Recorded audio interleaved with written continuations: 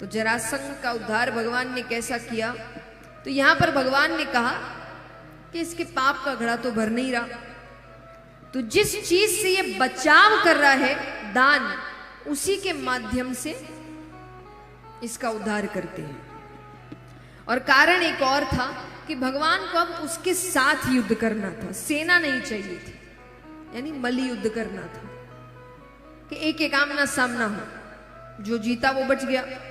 क्योंकि भगवान देख रहे हैं ना वो जीत रहा है ना मैं जीत रहा हूं, बार बार आक्रमण हो रहा है, तो ना भगवान हार रहे ना वो हार रहा, तो नुकसान किसका हो रहा है? सेना का, प्रजा का। क्योंकि वो तो बेगुनाह तो मर रहे हैं, जब जब युद्ध हो रहा है तब मर रहे हैं, तो भगवान कहते गलत हो रहा है।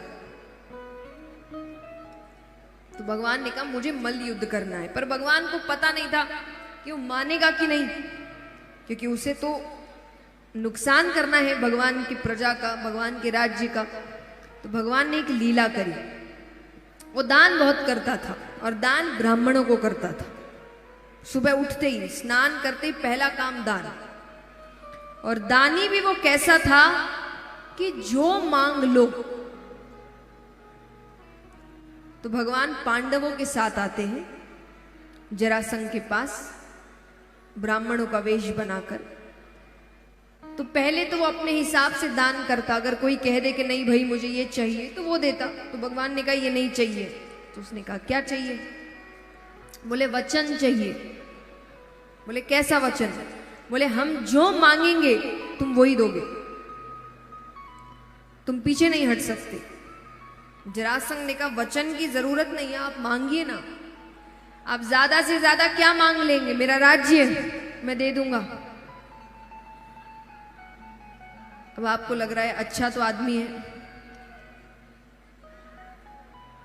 इसकी दूसरी लाइन बताती है ये असल में है कैसा।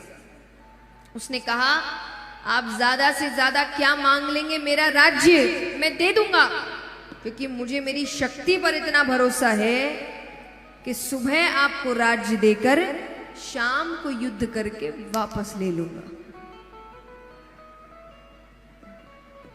भगवान कहते हमें वचन चाहिए। उसने कहा ठीक है मैंने वचन दिया, लेकिन फिर भी मैं अभी भी कहूंगा वचन की जरूरत।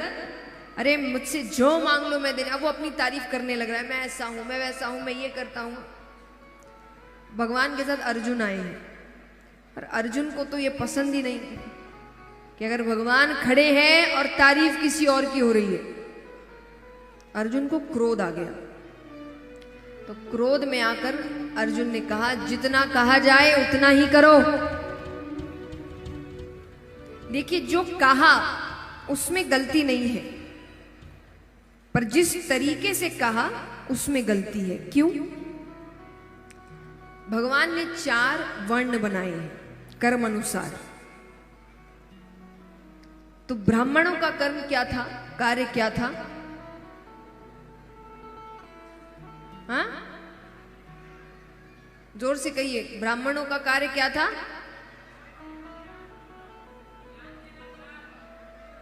शिक्षा देना। वो शिक्षक थे, गुरु, गुरुकुल में वो ही पढ़ाते थे। और गुरु का स्थान सबसे ऊंचा होता है, इसीलिए इनको इतना ऊंचा स्थान दिया गया है। तो उनका काम था शिक्षा देना। क्षत्रियों का काम क्या था? युद्ध करना, रक्षा करना, राजा बनना। वैश्यों का काम क्या था? व्यापार। यानी और देखिए एक चीज समझना है, यहां पर कोई भी सिर्फ अपने लिए काम नहीं करता है। तो ब्राह्मणों का कार्य है कि सब शिक्षित होने चाहिए। क्षत्रियों का कार्य है कि वो सबकी रक्षा करेंगे। वैश्यों का कार्य है कि धन एक सही मात्रा में सबके पास होना चाहिए, क्योंकि उनकी बुद्धि व्यापारों की बुद्धि, वो व्यापार ऐसा रखते थे कि सबकी मदद हो। यहाँ कोई भी सिर्फ अपने घर को भरने के बारे में नहीं सोच रहा है कि वैश्य व्यापार करते तो सिर्फ अपना नहीं, वो ये ध्यान रखते थे कि पूरे समाज में धन का संचार अच्छे से हो रहा है। सबके पास एक अच्छे मात्रा में धन है ताकि वो अपना जीवन चला सके। तो वो व्यापारी वर्ग था जो धन का ध्यान रखता था, और शूद्र का कार्य था जो सेवा का ध्यान रखते थे। तो इस प्रकार वर्ण बनाए गए थे कर्म अनुसार, कि जिसका जिस काम में रुचि है वो उसको अच्छे से करता था। लेकिन उस वक्त सब अपना अपना काम करते थे, यानी ब्राह्मण अगर शिक्षा का कार्य कर रहे हैं तो वो शिक्षा का ही कार्य है, वो युद्ध नहीं कर सकते, वो व्यापार नहीं कर सकते। तो पहले सब अपना अपना काम करते थे। तो इस कारण जब अर्जुन ने हाथ ऊपर किया तो एक क्षत्रिय के हाथ में, क्योंकि वो बाण चलाते हैं, प्रत्यंचा चढ़ाते हैं, हर क्षत्रिय के अंगूठे पर एक निशान होता है। ये सिर्फ क्षत्रियों के हाथों में होता है। तो अर्जुन ने जैसे ही हाथ ऊपर किया, जरासंध की नजर उसके अंगूठे पर पड़ी। जरासंध कहे, तुम ब्राह्मण नहीं हो, तुम क्षत्रिय हो। अब ये बोलते ही तो उसकी सेना भी आ गई कि कोई मान लो बहरूपी आया है। जरासंध कहे, अब सामने असली रूप में आ जाओ वरना मुझसे बुरा कोई नहीं होगा। भगवान अर्जुन की तरफ देखते हैं कि अच्छा खासा काम चल रहा था, तो सब अपने असली रूप में आए। अब भगवान को देखते ही जरासंध कहता है, कृष्ण क्या चाहिए तुम्हें, क्यों बनाया ये सब रूप तुमने? भगवान कहते हैं, मुझे युद्ध करना है, लेकिन मल्ल युद्ध, सेना नहीं आएगी बीच में, हम दोनों के बीच युद्ध होगा। जरासंध कहे, तो ये बात सीधे सीधे आकर कहते तो मैं मना कर देता क्या? अब देखिए, वो भगवान को पसंद नहीं करता था, तो वो कोई ऐसा मौका ना छोड़े जिसमें वो भगवान को नीचा दिखा सके। अब सब आसपास लोग खड़े हैं, तो वो कहे कि ये सीधे सीधे आकर कहते तो मैं मना कर देता। पर वो कहने लगा, क्या करें, इसको कोई काम सीधा करने की आदत जो नहीं है, इसने हर काम टेढ़े करे। जन्म कब लिया? मध्य रात्रि में। अरे थोड़ी देर और रुक जाते, सुबह हो जाती, सबकी नींद खराब करी। जन्म कहां लिया? जेल में। बोले वो जन्म लेने की जगह है? खड़े टेढ़े होते हो, श्रृंगार टेढ़ा रखते हो, काम टेढ़े रखते हो, बंसी टेढ़ी रखते हो। अर्जुन पीछे से कहे, इसीलिए कहा जाता है टेढ़े आदमी के साथ नहीं लगना चाहिए। भगवान कहते, मेरी तारीफ हो गई तो युद्ध करे। जरासंध कहे, करूंगा, तुमसे नहीं करूंगा। भगवान कहते, तो किससे करोगे? बोले, भीम से करूंगा।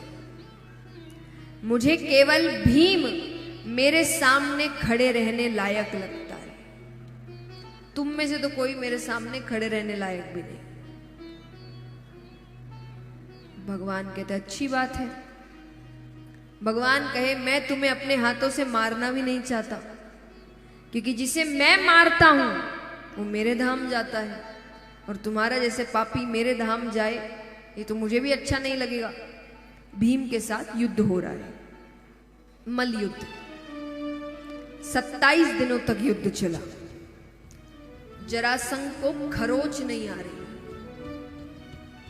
अब इसके पीछे भी एक लीला है कि बृहदवीत नामक एक राजा थे, उसकी 2 रानियां, एक भी संतान नहीं।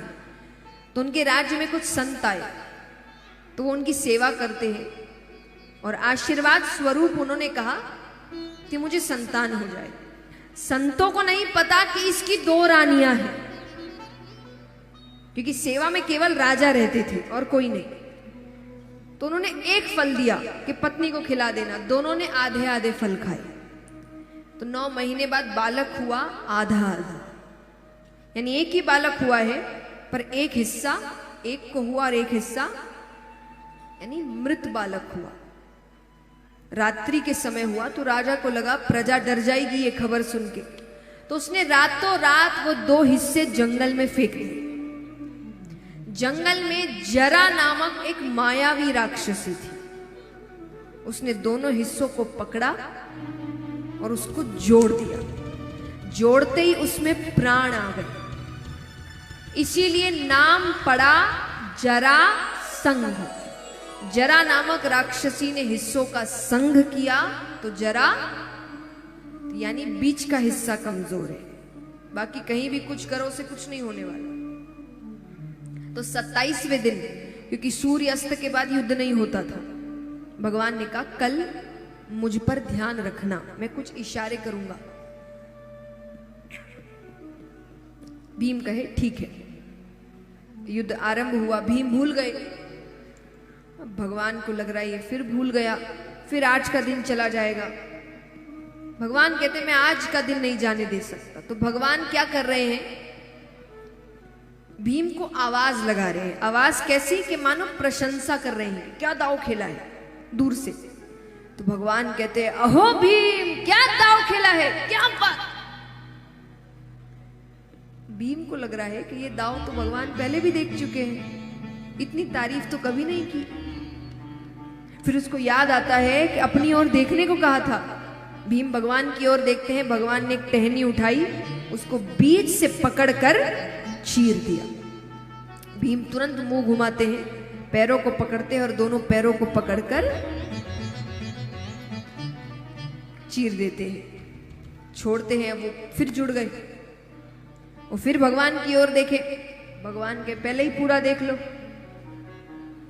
सर घुमाने की इतनी जल्दी है। भगवान ने फिर टहनी उठाई, उसको बीच से चीरते हैं और दो विपरीत दिशाओं में फेंकते हैं। तो यहां भीम ने पैरों को पकड़ा, चीरते हुए दोनों को दो विपरीत दिशाओं में फेंका। इस प्रकार जरासंध का वध होता है। बोलिए कृष्ण कन्हैया लाल की। अब यहां पर भगवान कि इस लीला के माध्यम से सीख मिलती है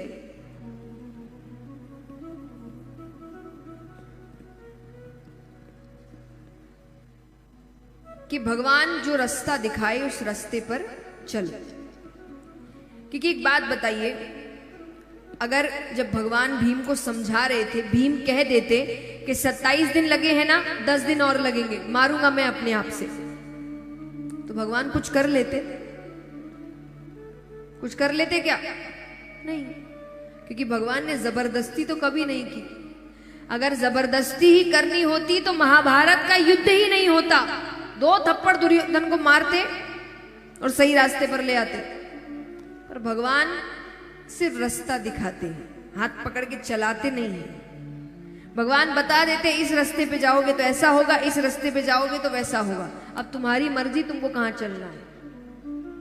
इसीलिए कहा जाता है ना, आपका जीवन आपके हाथ में है। क्यों? क्योंकि रास्ता उसने दिखा दिया, बुद्धि उसने दे दी। अब फिर भी कोई व्यक्ति कहेगा कि नहीं मुझे कुएं में पड़ना है, भगवान कहेंगे पढ़ो, तुम्हारी मर्जी। तो भगवान का काम केवल रास्ता दिखाना है। तो जो रास्ता वो दिखाए उस रास्ते पर चलो। अब कैसे पता चले कि रास्ता दिखाते हैं? ये हर व्यक्ति ने यह अनुभव किया होगा। जब भी आप कोई काम करने जाते हैं, खास करके जब आप कुछ गलत करने जा रहे हैं, तो एक हल्की सी आवाज आती है मन से, ये गलत है, पर उस पर संसार की आवाज हावी पड़ती है, अरे आजकल तो चलता है, इतना कौन मानता है, सब तो करते हैं।